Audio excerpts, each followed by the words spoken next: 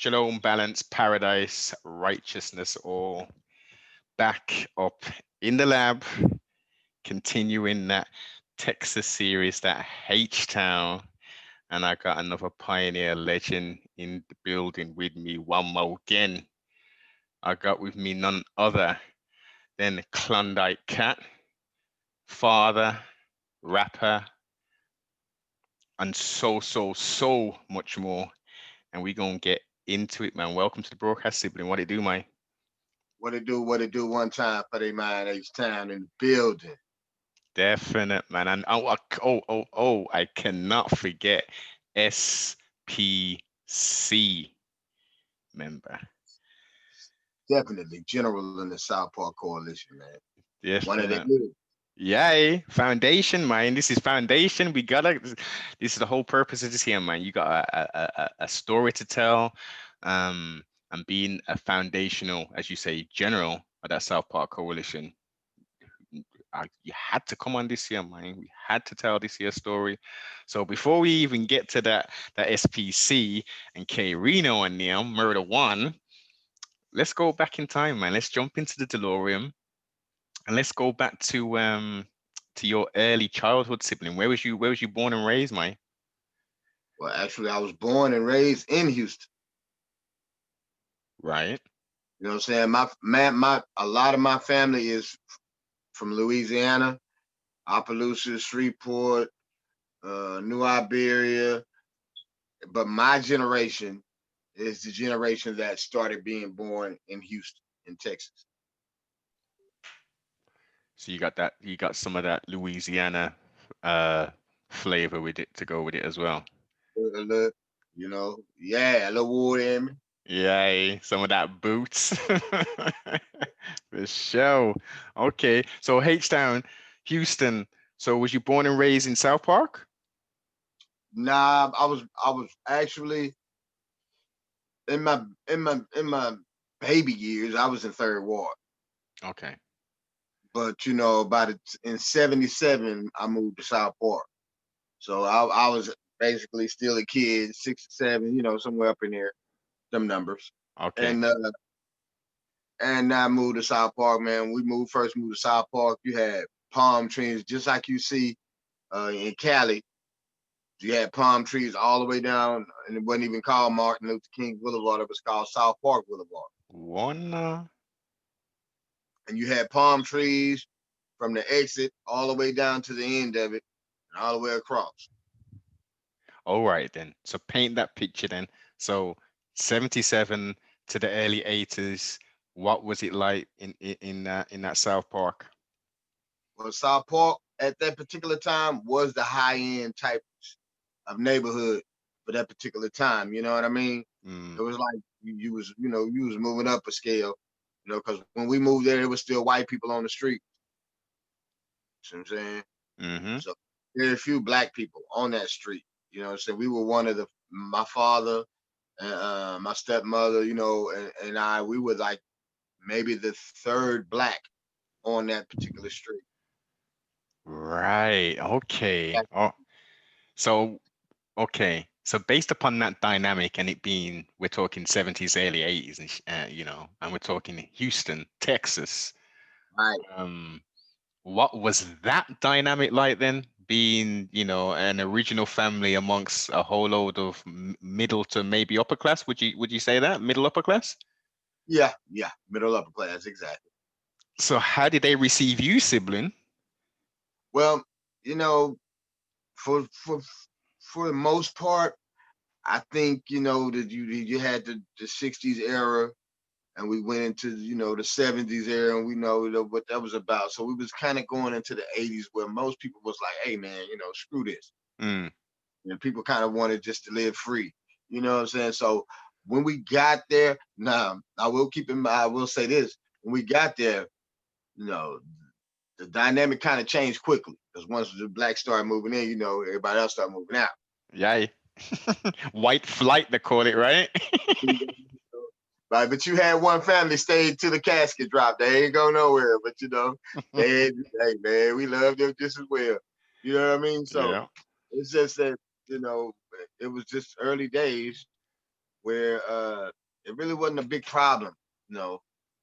So and then like right now today, that street is more like my family right Mm, now today than a lot of my family members. It's crazy because we have a undying bond. It's like I've slept in every house on that block, even if you didn't live there before.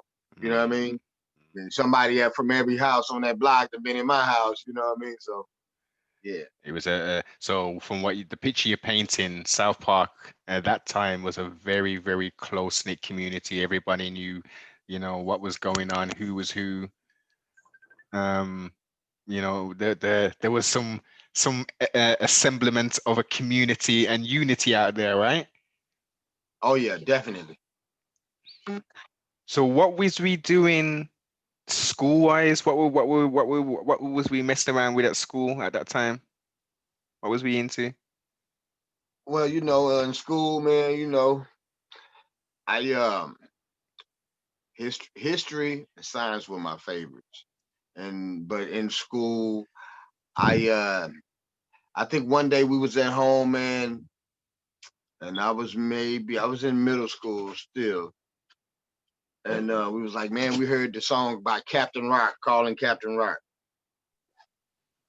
And he was rapping, and then everybody was like, man, that dude there, man, going off, man. Yeah. Uh I think I can do that. We was like, it was about three or four of my partners. We was like, we're gonna go in the house tonight and write us a rap. And whoever had the best rap, they would win $20. We'll put up five. So we came out the next day.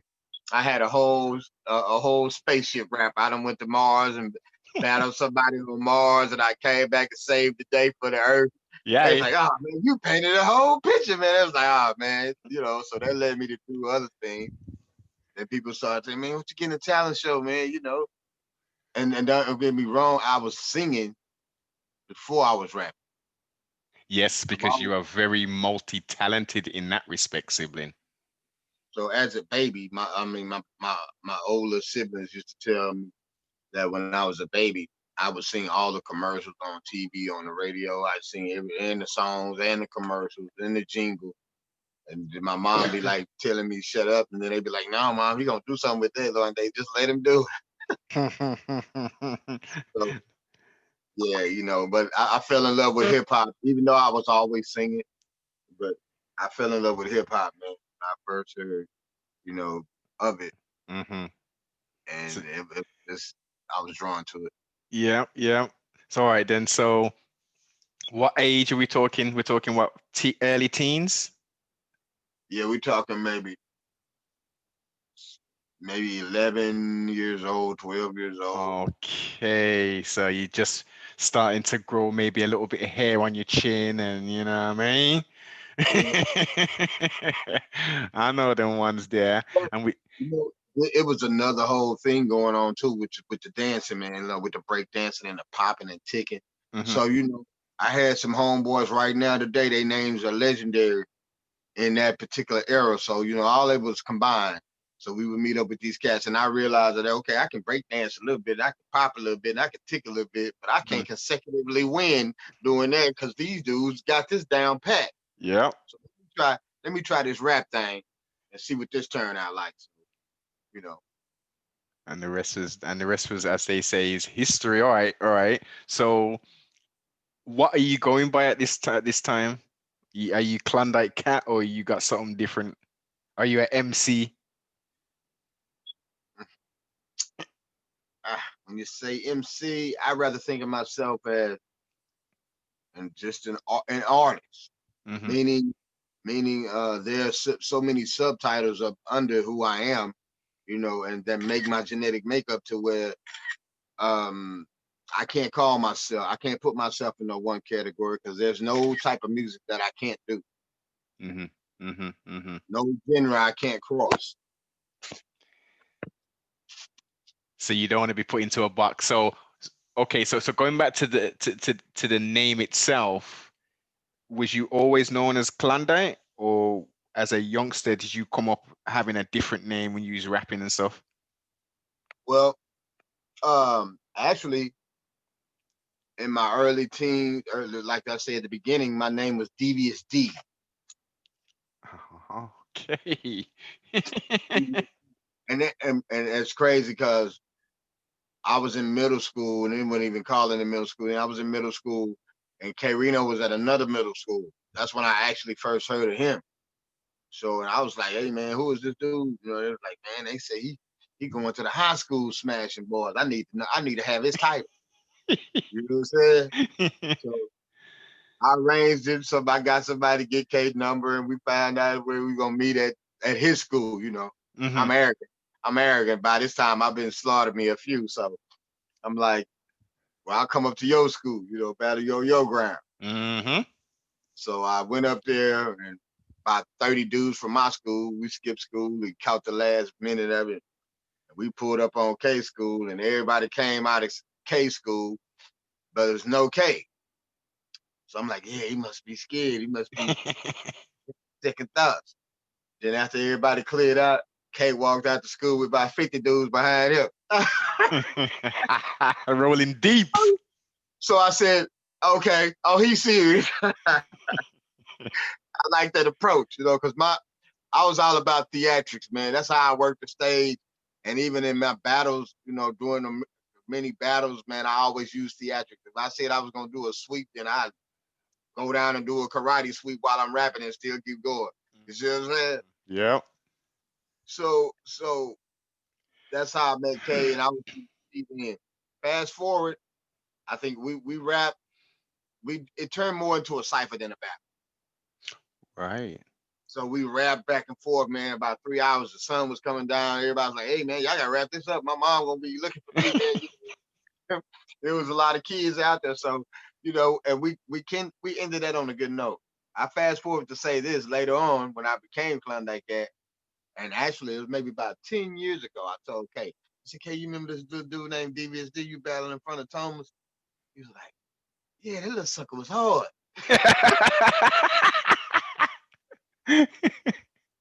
That was me, man. That was me. He said, come on, man. Then I said, you know, I later became Klondike Cat. I said, we never talked about that. He's like, man, that's crazy.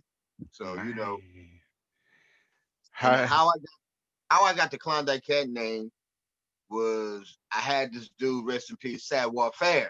oh yes, Rise in Paradise, Sabwarfare, another legend, man. Yeah, so you know, me and him started off together actually. You know, when I started taking it seriously, trying to make songs and stuff like that. Uh, uh, After I should say this too. That's after me and Nip formed the group. Hmm? Yeah, me and Nip used to be a rap group. I'll jump back to that. But Sad Warfare was like, man, change your name. DVSD, you should be Klondike Cat. I'll be Sad Warfare. You know, I'm short. You know, he was like that. You know, he's just a little supposed stuff. So I'm like, man, I don't like that name. He was like, man, if they say that name, no, they're not gonna be able to mistake you for anybody else. Yes, I mean, indeed. I was like, that is kind of unique. And I get it, it's from the cartoon, but when it comes to the rap thing or any kind of music, there's no way they'll say, okay, it's somebody else. Well, Mm, not like a little D or big, you know, yeah. D or nothing like that. So I was like, okay, and it stuck, you know, and So wait a minute, sibling. So, pardon self. go ahead. The only thing, obviously, because I'm in the brains of the beast and you're in the belly of the beast. So, in regards to that, you're saying there was a cartoon and there was a character called Klondike Cat. Yes, it is. Because I know there's a something called a Klondike bar y'all got, right? Now it's a cartoon called the Klondike Cat. Okay. It's Klondike CAT. Right. And he was a Mountie. Okay. Yeah, In yeah, the, yeah. he was a Mountie in the Klondike Mountains. And he would chase this little rat in Sad Warfare. And Sad Warfare, he was a French rat. So he was suave, you know what I'm saying? He talked, oh, I'll come, he get all the ladies whisper in their ear. While he talking to him, his hand will go by 40 feet. He steal everything in their house and put it in his pocket and slide out with a kiss. See what I'm saying? It was up to Klondike to catch him.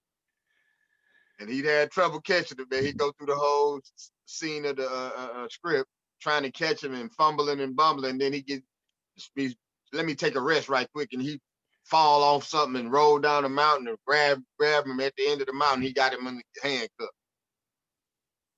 And he Right. always said, Klondike Cat always gets his mouse. It's crazy. And that was actually a favorite cartoon of mine when I was a kid. So that's what made me actually bite on it when he said it. Yeah, yeah, yeah. Because I was familiar with that cartoon. Pardon self, and you just switched it up and changed the C to a K. Um, so all right then. So go into some more detail about that. That you and Sabwarfare paint that picture. Okay. Sabwarfare and I became a group, and we made a couple of songs, together. We hadn't put anything out, but just the making of the music. Mm-hmm. But that stem, I kind of got him on that because I had already started that with Nip. Nip and I formed a group. All right then. So the Sabwarfare and Klondike Cat. What was that group called? Um, man, it's so long ago, and I forget. We named that too. I can't think of the name as right. It's skipping my brain right now. It might pop up in my head though. But Can you remember the Nip Nip, one? You and Nip. yeah, Forever Death Crew. Okay. And what time period we talking? What era? 80, 80, 87, 85, 86, 87. One. Yeah. The legendary South Park Psycho Gangster Nip. See, Okay. this is what it was. Back in the game, we had a teenage club called the Animal House. Mm-hmm. All the rappers and beat boys and all that would meet up there.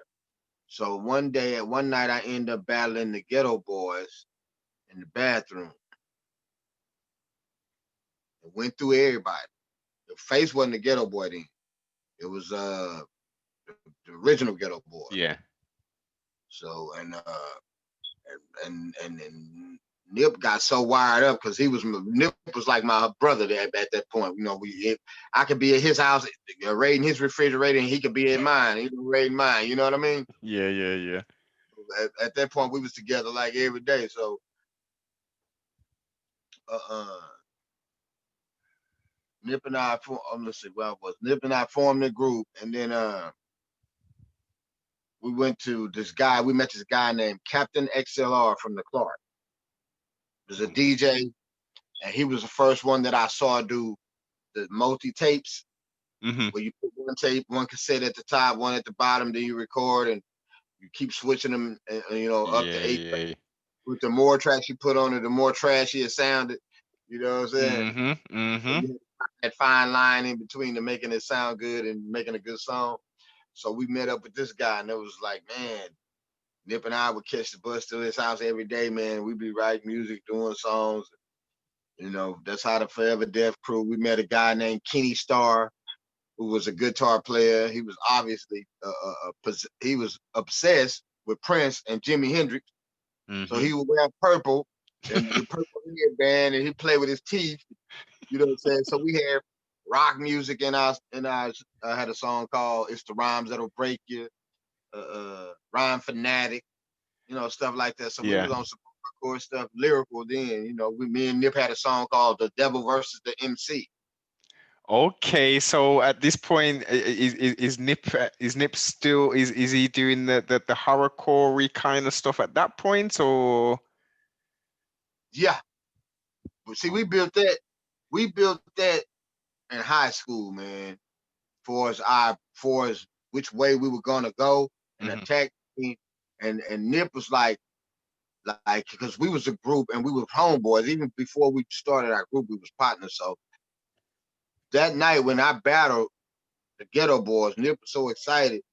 He jumped in and he said a rap that one of our homeboys wrote, but he would say it all the time because we always around each other. So he Mm-hmm. battled him with somebody else rhyme. So basically he bit it. But he was like, man, I know I did it, but now I'm finna write. And when he went home, he came back to school with maybe 10 raps, so he wasn't tripping. You know what I'm saying? But he was caught up in the moment, like, man, did you just slaughter the Ghetto Boys? I got to get some. I got to get some of this. I got to make a name for myself tonight. I'll clear that up later.